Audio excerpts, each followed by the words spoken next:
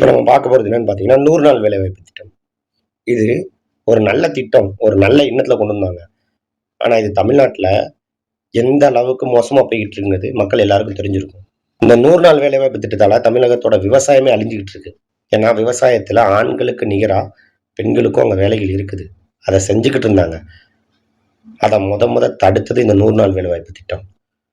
இன்னைக்கு 100 நாள் வேலைவாய்ப்பு திட்டத்துக்கு படிப்படியா சம்பளத்த கூட்டுறாங்க. அத கூட்டி என்ன பண்றாங்க? மக்கள் அங்க என்ன வேலை பார்க்குறாங்க? அது முறையா செயல்படுத்தப்படுதா? 100 நாள் வேலைவாய்ப்பு திட்டம் அப்படின்றது, ஒரு நல்ல எண்ணத்துல, ஒரு விவசாயமா இருக்கட்டும், ஒரு பயன்படக்கூடிய வேலைகள பெண்கள் மூலமா செய்யக்கூடியது அப்படிங்கிறதுக்காக கொண்டு வந்தது தான் அந்த 100 நாள் வேலைவாய்ப்பு திட்டம்.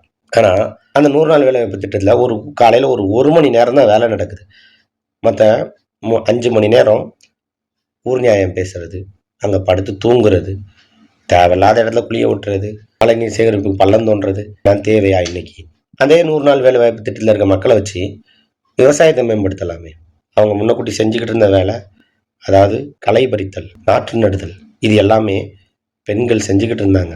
தமிழக பெண்கள் அத செஞ்சுகிட்டு இருந்த வேலை, ஆண்களுக்கு நிகரான விவசாயத்த பெண்களும் பார்த்தாங்க. இன்னைக்கு அவங்கள உட்கார வச்சு சோம்பேறியாக்கி, தேவையில்லாத கதைகள் பேச வச்சு, அவங்களோட சுறுசுறுப்ப கெடுத்து, இதெல்லாம் தேவையா? அந்த 100 நாள் வேலைவாய்ப்பு திட்டத்த வச்சு விவசாயத்த மேம்படுத்தலாமே! ஆக்கப்பூர்வமான செயல்கள செய்யலாமே! அதற்கு இவ்வளோ சம்பளம் கூடுறப்ப, இன்னைக்கு நார்த் இண்டியன்ஸ் வந்துட்டாங்க. வடக்கிருந்து அங்க வராங்க, வடக்கிருந்து இந்த வேலைக்கு வராங்க, அந்த எல்லா வேலைக்கும் வராங்க. இன்னைக்கு அந்த பெண்கள் பார்த்துக்கிட்டு இருந்த அவ்வளோ வேலைகளையும் நார்த் இண்டியன்ஸ் பார்த்துட்டு இருக்காங்க வந்துங்க. அவனுக்கு களை பறிக்கிறதுனா என்னன்னு தெரியாது. வரப்பு வெட்டுறதுனா என்னன்னு தெரியாது. நாத்து நடுறதுனா என்னன்னு தெரியாது. ஆனா அந்த வேலைய இன்னைக்கு நார்த் இண்டியன்ஸ் வந்து செஞ்சுட்டு இருக்காங்க. அப்ப தமிழக மக்கள் என்ன பண்ணிக்கிட்டு இருக்காங்க? அந்த ஊர் நியாயம் பேசுறதுக்கு ரூ. 400 சம்பளம் குடுக்குறீங்களா? அங்க போய் படுத்து தூங்குறதுக்கு சம்பளம் குடுக்குறாங்களா?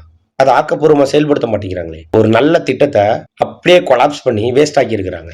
இதெல்லாம் வரக்கூடிய ஆட்சியாளர்கள் சிந்திச்சு, அத ஆக்கப்பூர்வமா மாத்தி, அதே அமைப்ப விவசாயத்துக்கு செயல்படுற மாரி, அதாவது இதுக்கு முன்ன பெண்கள் என்ன வேலை பார்த்தாங்களோ, அத அந்த 100 நாள் வேலைவாய்ப்பு திட்டத்த வச்சு விவசாயத்துக்கு சப்போர்ட் பண்ணி, விவசாயத்த மேம்படுத்துற மாரி கொண்டு வந்தாங்கன்னா, அடுத்த விவசாயம் மேம்படுத்தப்படும் அப்படிங்கிறத ஒரு சின்ன கருத்தா மக்கள் மத்தியில தெரிவிக்கிறேன். நன்றி, வணக்கம்.